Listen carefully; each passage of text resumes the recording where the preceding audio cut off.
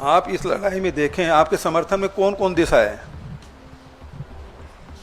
जो रूस हमेशा हमारे साथ खड़ा होता था हर संकट में, वो हमारे साथ नहीं दिखे।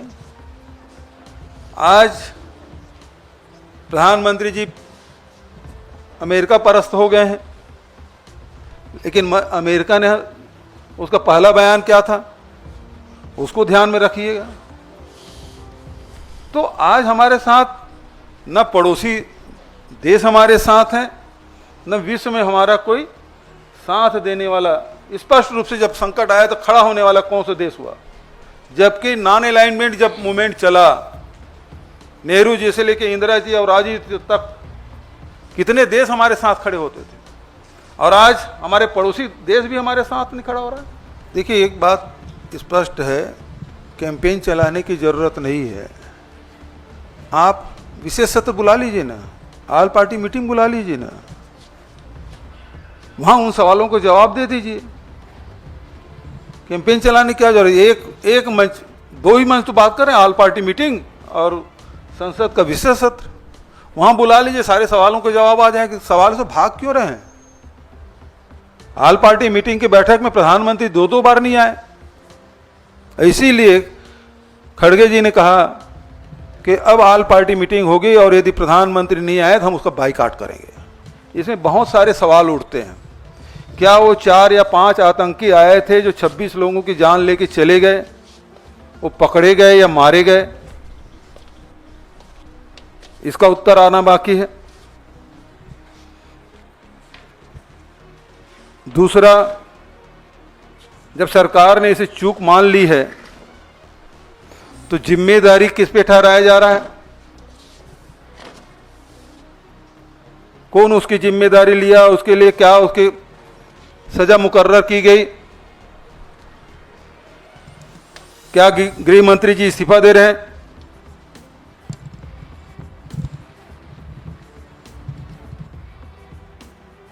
सवाल तो ये है, 26 लोगों की जान गई है, और यदि इसमें इस प्रकार से कार्रवाई नहीं करेंगे तो निश्चित मान के चलिए कि आने वाले समय में भी इस प्रकार की घटना की यदि पुनरावृत्ति होती है तो किसी पर जिम्मेदारी नहीं ठहराया जाएगा। आदरणीय साथियों, पहलगाम के आतंकी हमले के बाद हमारी वीर सेना ने जिस प्रकार साहस और संकल्प के साथ दुश्मनों का मुंहतोड़ जवाब दिया, पूरे राष्ट्र के लिए यह गर्व का पल था। हमारे जवानों ने 1965 में, 1971 में और कारगिल युद्धों में भारत की अखंडता को बचाया। 1971 में इंदिरा जी ने दुनिया को दिखा दिया था कि भारत किसी के सामने झुकने वाला नहीं है। आज भी हमारी सेना उसी जज्बे के साथ सीमा पर डटी हुई है।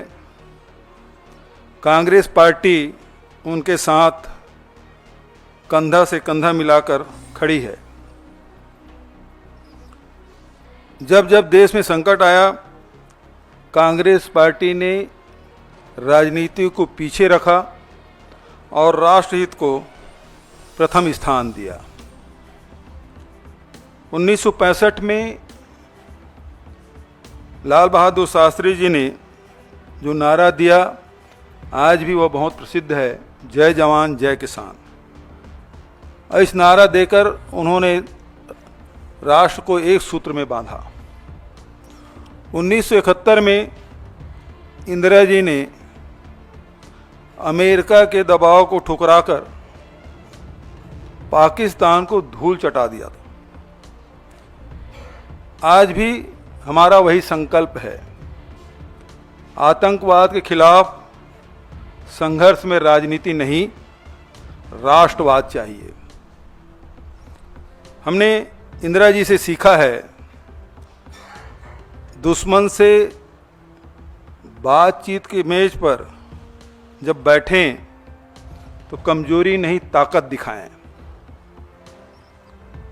1971 में 93,000 पाक सैनिकों को घुटने टिकाए, लेकिन कभी भी दुनिया के सामने झुके नहीं।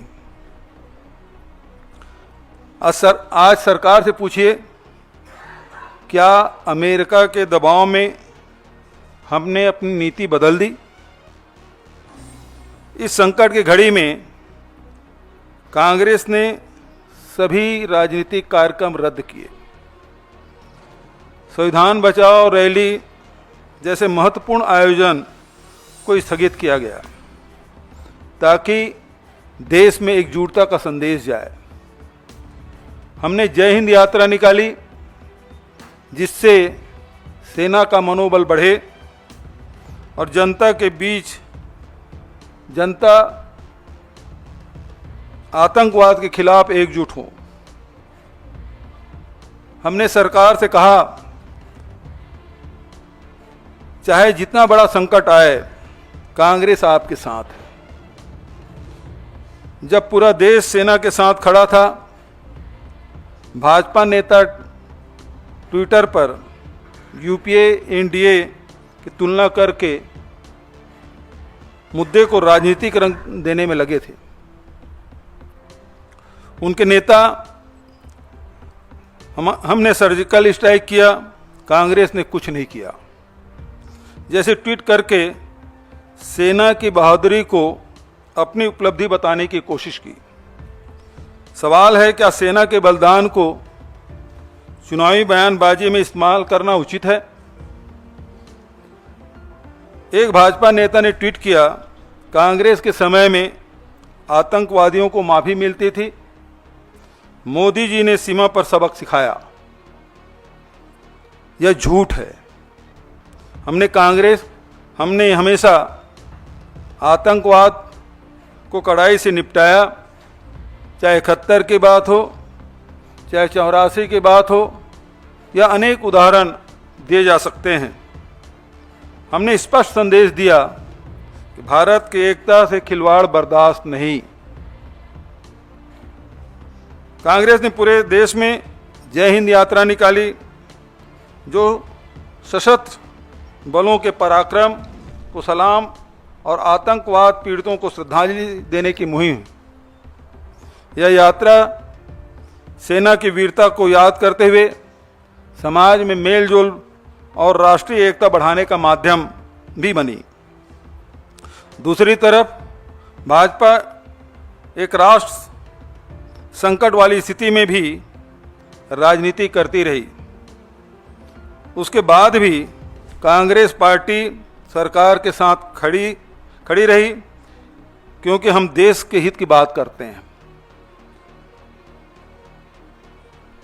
अब हम पारदर्शिता की मांग करते हैं।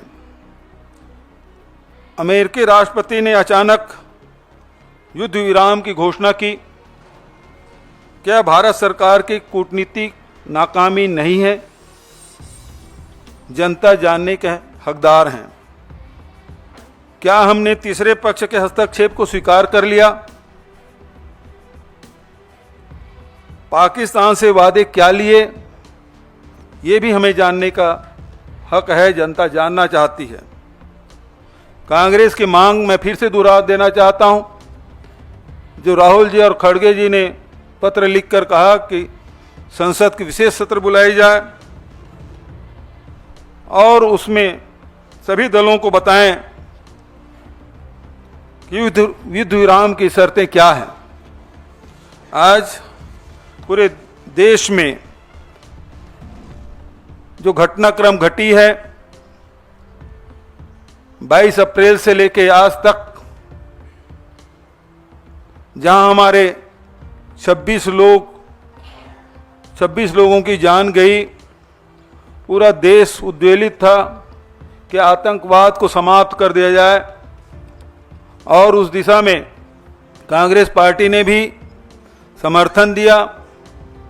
सरकार जो भी कदम उठाए, हम उनके साथ हैं। सरकार ने कदम भी उठाए, सेना से एक खुली छूट उन्होंने दी,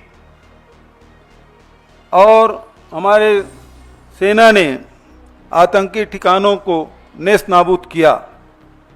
लेकिन उसके बाद जिस प्रकार से ट्रंप का जो ट्वीट आया है वो सब हम सबको चौंकाने वाला है, सभी अचंभित हैं और इससे बहुत सारे सवाल हम सब के मन में हैं। क्या हमने ट्रंप के जो बयान आए उससे हमने मध्यस्थता स्वीकार कर ली? क्या शिमला समझौता अब रद्द हो गए? हम लड़ाई आतंकवाद के खिलाफ लड़ रहे थे, यहाँ कश्मीर इस मामले में बीच में आ गया। ये बहुत सारे सवाल हैं और इसलिए कांग्रेस पार्टी ये मांग करती सरकार से कि ऑल पार्टी मीटिंग बुलाए और संसद के विशेष सत्र बुलाए जाए ताकि स्थिति स्पष्ट हो सके। जनता जानना चाहती है और ये जो शंका के जो माहौल बना हुआ है वो बादल छटना चाहिए।